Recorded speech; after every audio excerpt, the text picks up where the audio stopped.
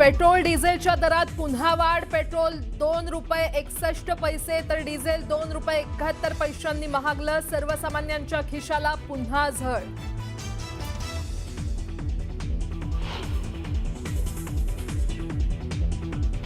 उज्जैन महाकालच्या धर्तीवर सिद्धिविनायक मंदिराचा कॉरिडॉर उभारणार. मुख्यमंत्री आणि उपमुख्यमंत्र्यांच्या हस्ते होणार कामाचा शुभारंभ.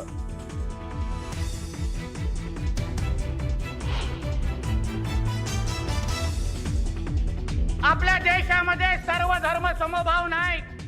जय श्रीराम. नेरळच्या सभेत नितेश राणेंचं वक्तव्य. भाईचाऱ्याचे टेप रेकॉर्डर न लावण्याचंही केलं आवाहन.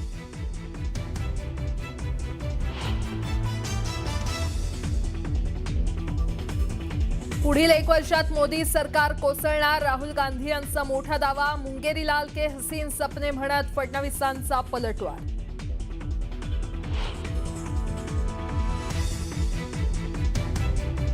राज्यात जवळपास 80% लोक हे काळा बाजार करण्यासाठी पेट्रोल डिझेल खरेदी करतात. मंत्री गिरीश महाजनांचा दावा.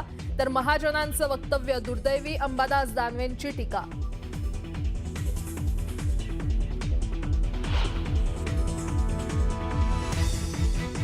स्थायी समितीचे अध्यक्ष करणार. मुंबईतील नालेसफाईची पाहणी. 31 मे पर्यंत 100% नालेसफाई करण्याचं पालिकेचं लक्ष्य.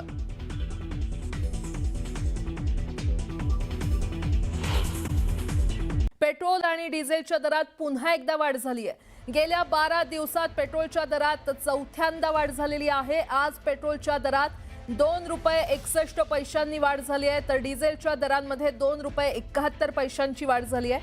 पेट्रोल आणि डिझेलच्या दरात वाढ झाल्यानं सर्वसामान्यांच्या खिशाला मोठा फटका बसणार आहे. मुंबईत पेट्रोलचा दर ₹111 गेलाय. तर मुंबईत डिझेलचा दर हा ₹99 गेलेला आहे. तर दिल्लीमध्ये 1 लिटर पेट्रोलचा दर ₹102.12 आणि डिझेलचा दर हा ₹95.20 प्रति लिटर झालेला आहे.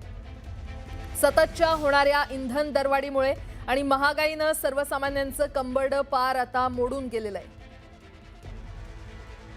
अतिशय मोठी बातमी आपण पाहतोय. पेट्रोल आणि डिझेलच्या दरात पुन्हा एकदा वाढ झालेली आहे. गेल्या 12 दिवसात पेट्रोलच्या दरात चौथ्यांदा वाढ झालेली आहे. आज पेट्रोलच्या दरात ₹2.61 वाढ झालेली आहे. तर डिझेलच्या दरांमध्ये ₹2.71 वाढ झाली आहे. पेट्रोल आणि डिझेलच्या दरात वाढ झाल्यानं सर्वसामान्यांच्या खिशाला आता मोठा फटका बसणार आहे. गेल्या 12 दिवसातली ही चौथ्यांदा दरवाढ झालेली आहे. पेट्रोल आणि डिझेलच्या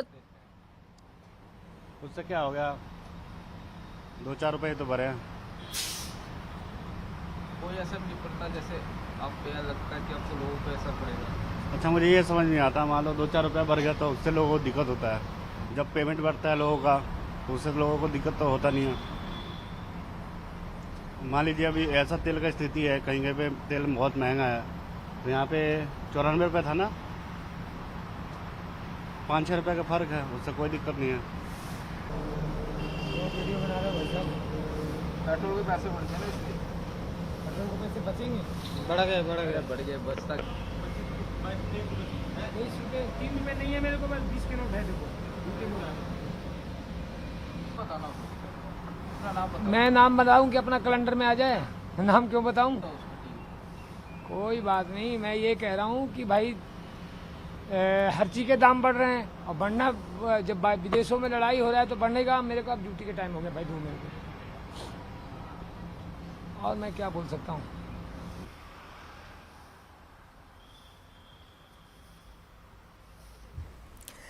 तर गेल्या 12 दिवसातली ही चौथ्यांदा दरवाढ झालेली आहे. इंधन दरात पुन्हा वाढ झाली आहे. पेट्रोल ₹2.61 महागले. तर डिझेल ₹2.71 महागलेला आहे. देशात पेट्रोल डिझेलच्या दरात पुन्हा वाढ झाली आहे.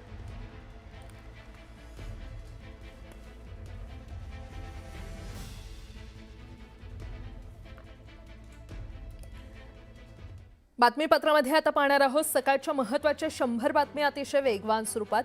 सुरुवात करूया. आपल्या देशात सर्व धर्म समभाव नसल्याचं वक्तव्य नितेश राणेंनी केलंय. तर भाईचाऱ्याचे टेप रेकॉर्डर न लावण्याचंही आवाहन त्यांनी केलंय. नेरळच्या सभेत बोलताना त्यांनी हे वक्तव्य केलं. पंतप्रधान नरेंद्र मोदी यांचे पुढील वर्षात पदत्याग निश्चित असल्याचा मोठा दावा राहुल गांधींनी केलाय. 2 तासांहून अधिक काळ चाललेली बैठक त्यामध्ये त्यांनी हा दावा केल्याची माहिती सूत्रांनी दिली आहे. राहुल गांधी मुंगेरी लाल के हसीन सपने बघतात. मोदी सरकार कोसळण्याच्या वक्तव्यावरून मुख्यमंत्री फडणवीसांनी राहुल गांधींवर जोरदार पलटवार केलाय. प्रबोधनकार ठाकरेंच्या दगलबाज शिवाजी या पुस्तकावर देखील बंदी आणण्याची मागणी करणार असल्याचं संजय गायकवाड यांनी म्हटलंय. छत्रपती शिवाजी महाराजांचा एकेरी उल्लेख सहन करणार नसल्याची भूमिका त्यांनी व्यक्त केली. संजय गायकवाड यांच्या कार्यकर्त्यांकडून धमकीचे फोन येत असल्याचा दावा प्रशांत आंबींनी केलाय. तर संजय गायकवाडांना थेट अटक करण्याची मागणी आंबी यांनी केली आहे. शिवाजी कोण होता हे पुस्तक वादात संजय गायकवाड यांची पोलीस चौकशी करणार आहे आणि कोर्टानं तसे आदेश दिलेत आणि पोलिसांना सहकार्य करण्याची भूमिका आमदार गायकवाड यांनी घेतली आहे. तर शिवाजी कोण होता या पुस्तकावर बंदी घालण्याची मागणी मुख्यमंत्र्यांकडे करणार असल्याचं गायकवाड यांनी म्हटलंय. आमदार संजय गायकवाड यांच्या चौकशीवर आमदार रोहित पवार यांनी ट्विट करत समाधान व्यक्त केलंय. छत्रपती शिवाजी महाराज यांचा अवमान करणाऱ्या लोकप्रतिनिधीच्या चौकशीसाठी अखेर कोल्हापूर न्यायालयानं परवानगी दिल्याचं ते म्हटलंय. तर लवकरच ही चौकशी होणार असल्याची अपेक्षा देखील त्यांनी व्यक्त केली आहे. सिल्लोड सोयगावला सावत्रपेक्षाही वाईट वागणूक दिली जात असल्याचा आरोप सत्तारांनी कार्यकर्ता मेळाव्यात केलाय. निधी वाटपाबाबत बोलताना सत्तार यांनी खंत बोलून दाखवली आहे. तर असं काही असल्यास चर्चा करावी, शिरसाट यांनी त्यांना प्रत्युत्तर दिलं. अमित ठाकरेंच्या वाढदिवसानिमित्तानं आदित्य ठाकरेंनी शिवतीर्थावर जाऊन शुभेच्छा दिल्या. नीट हटवा, देश वाचवावा, केक कापून वाढदिवस साजरा करण्यात आला.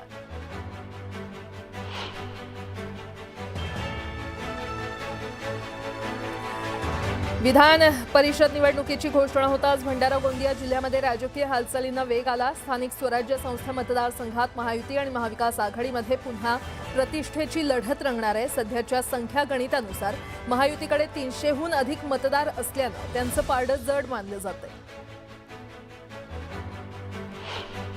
केंद्रात लोकपाल आणि राज्यात लोकायुक्त कायदा आहे. लोकायुक्त कायदा हा जरी संमत झाला असला तरी त्याची अंमलबजावणी झालेली नाही. आता लोकायुक्त अंमलबजावणीसाठी आंदोलन करावं लागतं की काय, असा सवाल अण्णा हजारेंनी केलाय. तुम्ही एम्समध्ये लागणार म्हणत विद्यार्थ्यांवर पाणी शिंपडतानाचा मोठेगावकरचा व्हिडिओ व्हायरल झालाय. यामुळे आता मोठेगावकर भोवती नव्या वादाची भर पडली आहे.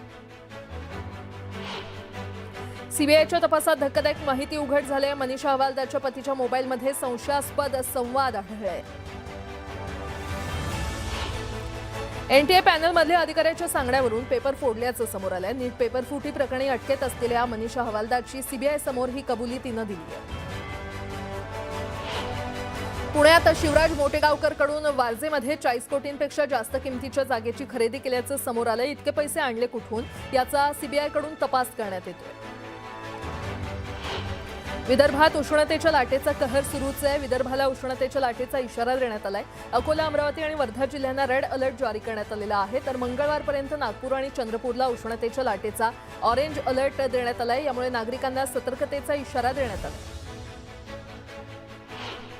वर्ध्यात वाढत्या तापमानाचा खादी विक्री व्यवसायाला फटका बसलाय. उन्हामुळे ग्राहकांची संख्या रोडावली असून खादीचे कापड खरेदीस येणाऱ्या ग्राहकांची संख्या देखील कमी झाली आहे. उन्हाळ्यात खादीच्या कापडाची मागणी वाढते, मात्र उन्हामुळे नागरिक घराबाहेर जाणं टाळत असल्यानं खादी कापड विक्रीला फटका बसलाय.